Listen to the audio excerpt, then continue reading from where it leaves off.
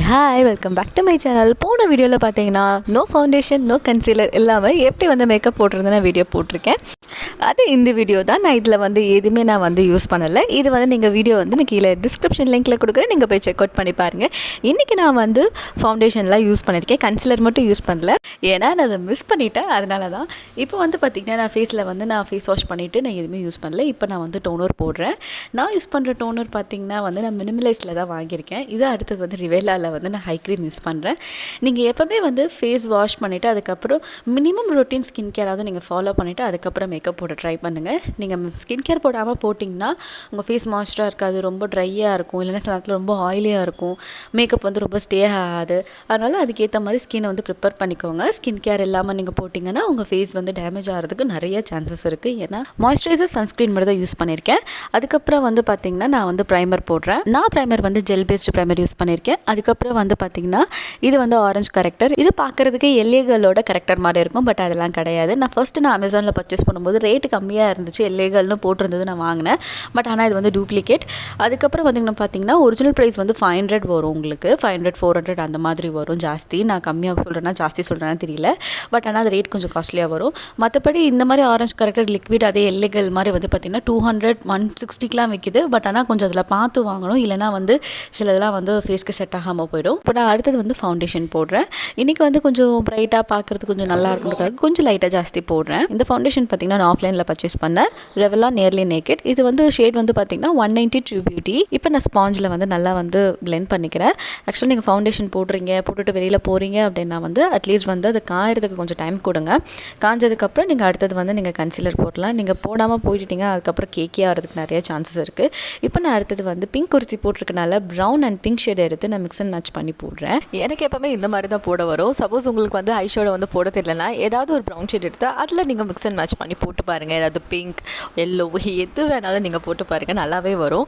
அதுக்கப்புறம் வந்து பார்த்திங்கன்னா இந்த ஹைலைனருக்கு வந்து ஒரு ரகசியம் இருக்குது. என்னென்னா இது முடிஞ்ச 6 மாதம் ஆகுது. அப்போ எப்படிமா யூஸ் பண்ணுறேன் அப்படின்னு கேட்டிங்கன்னா தண்ணி ஊற்றி தான். ஏன்னா ஒவ்வொரு தடவை நான் வந்து மறந்துடுறேன், வெளியில் வாங்க போகும்போது நான் மறந்து போயிடுறேன். அதுக்கப்புறம் இந்த மாதிரி ரெடி ஆகும்போது அது தீர்ந்து போயிடுச்சு என்ன பண்ணணும் போது லைட்டாக 1 ட்ராப் வந்து தண்ணி ஊற்றிட்டு அதுக்கப்புறம் வந்து நான் நல்லா ஷேக் பண்ணிவிட்டு யூஸ் பண்ணுவேன். இப்போ வரைக்கும் வந்து நல்லா தான் வந்துக்கிட்டு இருக்கேன். 6 மாதமாகவும் நல்லா வந்துட்டுருக்கு. ஏன்னா நான் எப்பயாவது வெளியில் போகும்போது தான் போடுறனால நான் அது வந்து எனக்கு யூஸ் ஆகிட்டுருக்கு. இப்போ அடுத்தது வந்து பார்த்திங்கன்னா ஒரு ப்ரௌன் கலர் காஜல் எடுத்து நான் கீழே வந்து போடும்போது பார்த்திங்கன்னா எனக்கு ஒரு பிளாக் மாதிரியான டார்க் பிளாக் மாதிரி எனக்கு வந்து இல்லூஷன் வரும். அது எனக்கு வந்து காஜல் போட்ட மாதிரி தெரியும். அடுத்தது வந்து பார்த்திங்கன்னா அதே ப்ரௌன் காஜல் எடுத்து நான் வந்து ஹைப்ரோ ஃபில் பண்ணிக்கிறேன். இது வந்து கொஞ்சம் டார்க் ப்ரௌன் கலர். இது வந்து நல்லாவே சூப்பராகவே இருக்குது. இது நான் வந்து ஆன்லைனில் வாங்கினேன். நான் எல்லாத்தோட லிங்க்கும் வந்து பார்த்திங்கன்னா நான் உங்களுக்கு கீழே வந்து நான் கொடுக்குறேன். இதில் மென்ஷன் பண்ணியிருக்க மாட்டேன் வீடியோவில், ஆனால் கீழே வந்து உங்களுக்கு நான் எல்லாத்தோட லிங்க் கொடுக்குறேன். இப்போ நான் ஆல்மோஸ்ட் வந்து நான் போட்டு முடிச்சுட்டேன். இப்போ அடுத்தது வந்து பார்த்திங்கன்னா நான் எடுத்துருக்கிறது வந்து இந்த சுகரோட பனானா பவுடர் தான். இந்த பவுடரை வந்து நான் ப்ரஷ் எடுத்துகிட்டு அதில் லைட்டாக எடுத்து டேப் பண்ணிவிட்டு நான் ஃபேஸ் ஃபுல்லாக வந்து நான் அப்ளை பண்ணிக்கிறேன். ஏன் நான் இந்த மாதிரி பண்ணுறேன்னா கொஞ்சம் வந்து ஆயில் கண்ட்ரோல் ஆகிறதுக்காக தான். நீங்கள் சில பேர் பார்த்துருப்பீங்க, கண்ணுக்கிட்ட சின்கிட்ட மட்டும் வந்து அதை போடுவாங்க. அதை பார்க்கும்போது பார்த்திங்கன்னா ரொம்ப ஒயிட்டாக இருக்கும், டெய்லி வியருக்கு வந்து கொஞ்சம் நல்லா இருக்காது.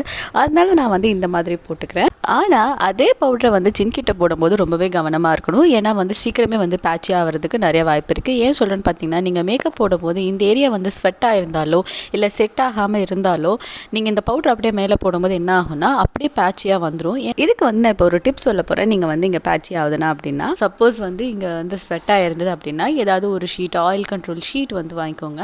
அதை வந்து நீங்கள் வந்து ஃபேஸ் வந்து லைட்டாக வந்து டேப் பண்ணிவிடுங்க. அப்படி இல்லையா பியூட்டி பிளெண்டர் எடுத்துக்கலாம். அதை வந்து லைட்டாக வந்து நீங்கள் டேப் பண்ணிக்கிட்டிங்கன்னா அந்த வேர்வையெல்லாம் வந்து அந்த ஸ்பாஞ்சில் வந்து வந்துடும், ஈஸியாக வந்துடும். அதுக்கப்புறம் ஒரு 2-3 மினிட்ஸ் விட்டுட்டு அதுக்கப்புறம் இந்த பவுடர் வந்து நீங்கள் வந்து டேப் பண்ண ஆரம்பிக்கலாம். இப்போ வந்து பேட்சி ஆகாது, அவ்வளோதான்.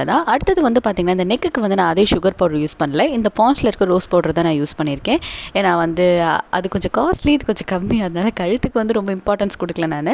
இப்போ வந்து பார்த்திங்கன்னா இதில் பிங்க் ஹைலைட்டர் இருக்குது பார்த்திங்களா, அது வந்து நான் ப்ரோ பவுண்ட்லேயும் என்னோட சீக்குக்கு மேலேயும் நான் யூஸ் பண்ணிக்கிறேன். ஏன்னா வந்து கொஞ்சம் நேச்சுரலாகவே க்ளோவியாக இருக்கும். நல்லா பிளெண்ட் பண்ணணும் ஹைலைட்டர் போட்டால் வந்து அப்போ தான் கொஞ்சம் நேரம் கழிச்சு நல்லா க்ளோயான எஃபெக்ட் கிடைக்கும் நம்மளுக்கு. இப்போ நான் வந்து பார்த்திங்கன்னா இந்த ப்ரெஷ்ஷில் வந்து ப்ளஷ் இருக்குது பிங்க் கலர் வந்து அது ஒரு ஆக்சிடென்ட்லாம் வந்து ஃபுல்லாகவே அதில் ஆயிடுச்சு. சரி நான் அதை அப்படியே வந்து ப்ரெஷ் வந்து நான் யூஸ் பண்ணுற வேஸ்ட் பண்ணாமல் அதுக்கப்புறம் பார்த்திங்கன்னா ஒரு பிங்க் கலர் ஷேட் வந்து நான் இன்றைக்கி லிப்ஸ்டிக் போடலான்னு பார்க்குறேன். ஏன்னா கொஞ்சம் வந்து இந்த பிங்கியாக இருந்தால் நல்லாயிருக்கும் அப்படின்றதுக்காக தான். இப்போ மேக்கப் ஸ்ப்ரே போடுறதுக்கு முன்னாடி பிஹைண்ட் தி சீன் பார்க்கலாமா? என்னோடய டேபிளை எந்தளவுக்கு மெஸ்ஸி பண்ணி வச்சுருக்கேன் பாருங்கள். ஃபவுண்டேஷனை ஊற்றி அந்த ஹை ஷேடோ எல்லாமே அப்படி அப்படியே வச்சுட்டேன். ஏன்னா கிளம்பும் போது நீட்டாலாம் வைக்கிறதே கிடையாது. அது வந்ததுக்கு அப்புறம் தான் வந்து ஒன்றா எடுத்து வைக்கிறது. ப்ரெஷ் இருக்க வேண்டியதில்லை, ப்ரெஷ் இருக்காது, எல்லாமே மெஸ்ஸி ஆயிரும். இப்போ சரி நம்ம வந்து மேக்கப் ஸ்ப்ரே பண்ணலாம். இப்போ மேக்கப் ஸ்ப்ரே போட்டதுக்கப்புறம் பார்த்தீங்கன்னா நீங்கள் எந்தளவுக்கு கொஞ்சம் ஃபவுண்டேஷன் ஹெவியாக போடுறீங்களோ அந்தளவுக்கு வந்து கொஞ்சம் மேக்கப் வந்து ஸ்டே ஆகலாம். ஏன்னா நான் கொஞ்சம் வந்து லைட்டாக போட்டேன்னா பார்த்தீங்கன்னா எனக்கு வந்து ஒரு 3 to 4 hours வந்து வெளியில் நிற்கிது. ரிட்டன் வீட்டுக்கு வரும்போது கொஞ்சம் டல்லாகிடுது.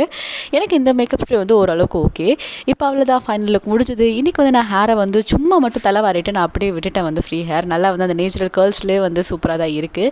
ஃபைனல் லுக் வந்து உங்களுக்கு தெரியுதுன்னு நினைக்கிறேன். இதுக்கு முன்னாடி நான் ஃபவுண்டேஷன் கன்சிலர் எதுவுமே போடாமல் வந்து நான் வீடியோ போட்டிருப்பேன். அது வந்து பார்த்திங்கன்னா ஃப்ளாலெஸ் ஃபினிஷ் இருக்காது. இதில் வந்து கொஞ்சம் ஃப்ளாலெஸ் ஃபினிஷ் வந்து இருக்கும். நான் இதில் இன்னுமே வந்து கன்சிலர் யூஸ் பண்ணல. நெக்ஸ்ட் வீடியோவில் வந்து ஒரு பர்ஃபெக்டான ஒரு மேக்கப் போட்டால் எப்படி இருக்குன்னு பார்க்கலாம். நெக்ஸ்ட் வீடியோ முடிஞ்ச அளவுக்கு குயிக்காக போடுறேன். அவ்வளோதான். தேங்க்ஸ் ஃபார் வாட்சிங்.